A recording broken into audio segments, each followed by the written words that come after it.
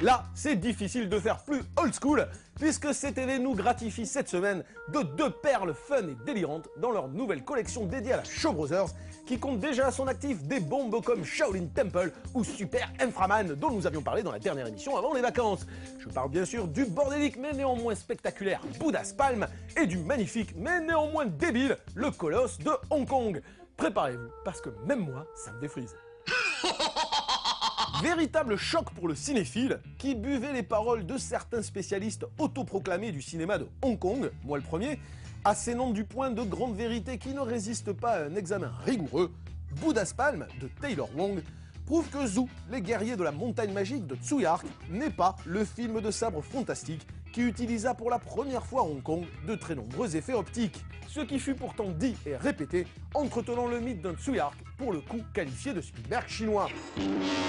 Sorti presque 6 mois avant Zhu, Buddha's Palm, qui s'inspire d'un comic book populaire qui avait déjà été adapté en une série de films en 1964, est lui aussi un énorme délire d'héroïque fantasy chinoise, blindé d'effets spéciaux spectaculaires pour l'époque, mais développé au sein des studios Shaw Brothers, ce qui lui donne une patine particulière.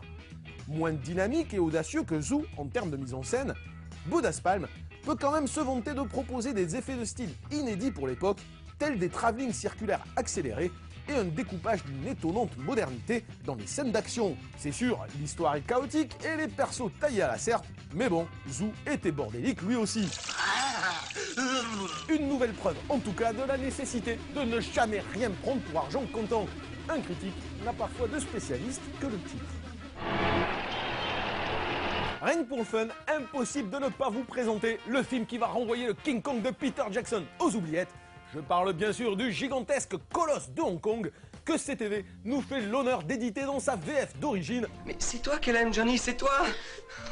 Immense nanar idéal pour une soirée pizza-bière avec Marie-Jeanne, le Colosse de Hong Kong est un trip à la ramasse qui alterne scènes catastrophes spectaculaires où notre gorille casse des tanks en plastique et écrase au passage les passants, et scènes hautement cucul à praline qui font de la petite maison dans la prairie un monument de sauvagerie hardcore.